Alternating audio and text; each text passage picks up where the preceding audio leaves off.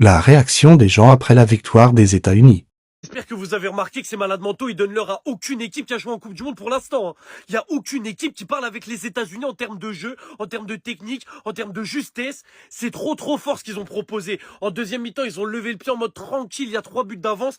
S'ils devaient leur en mettre 6-7, ils leur auraient mis. Normal. Trop de joueurs dont il faut que je parle, mais je suis obligé de commencer par Pulisic. Parce que Pulisic, aujourd'hui, dès qu'il avait la balle, il me faisait tourner la tête, il me faisait mal au crâne, il a failli me renvoyer au lit. Tellement il m'a fait mal au crâne, j'ai cru que j'allais prendre un arrêt maladie. C'est trop. Sur le premier but, tout part de lui. À chaque fois, les dribbles, la justesse, c'est trop. Dès qu'il reçoit la balle, tu sais qu'il va éliminer, tu sais qu'il va ramener du danger.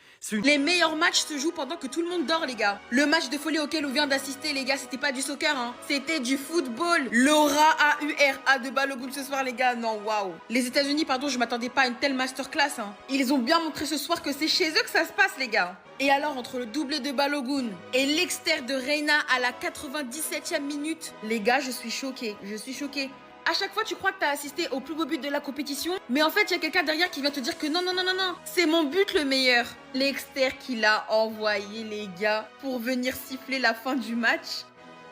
Et la célébration, non, c'est une folie, c'est une folie. Et je veux dormir, les gars. 3 buts à 0 à la mi-temps. C'est trop facile pour les États-Unis. Alors honnêtement, c'est la meilleure équipe depuis le début de cette compétition. On sent de l'agressivité, on sent de la maîtrise technique, on sent que devant les cages, ils sont rodés. D'ailleurs, Balogun très dangereux depuis le début de ce match-là. Même Pulisic, vraiment techniquement, c'est incroyable. Et face à eux, il y a une équipe du Paraguay vraiment hyper nulle. Gaze. Si je me trompe pas, c'est la pire équipe depuis le début avec l'Afrique du Sud. C'est d'une faiblesse technique. Et aussi en termes d'agressivité, c'est tellement mauvais. J'ai l'impression que les défenseurs, ils se laissent faire au final. On dirait qu'ils ont envie de se faire dribbler, ils donnent leurs fesses. Je vois que Dest, il se transforme en Ronaldinho face à ces équipes-là.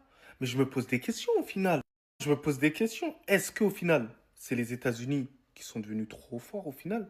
Ou est-ce que c'est le Paraguay qui est trop gaze, qui est trop fort dans la nullité? Attendez, Dest. Ça faisait longtemps, hein. En fait, ça faisait longtemps que je t'avais pas vu, Dest. Ça faisait vraiment longtemps. Et pour le coup, t'as bien changé. Non, t'as changé parce qu'en fait, le Dest que moi j'ai connu au Barça, c'est pas le Dest que j'ai vu aujourd'hui. Vraiment, t'es devenu ce player. Donc t'as vu, c'est juste une petite proposition à prendre ou à laisser. Car t'as vu, on va pas non plus te courir après. Mais sache-le, si tu veux revenir au Barça, t'es le bienvenu. Voilà. Si vraiment t'as envie de revenir, il y a du travail. Viens, actuellement là, on essaie de boucler le dossier Cancelo, tu connais. Mais si tu veux venir en... Hein, pas doublure. En vrai, tu peux jouer, tu vois, tu peux concurrencer Cancelo, mais si tu veux venir, viens. Parce qu'en fait, ce que tu nous as proposé ce soir, ah, c'est trop. C'est trop, hein. Sache-le, hein. Même si t'es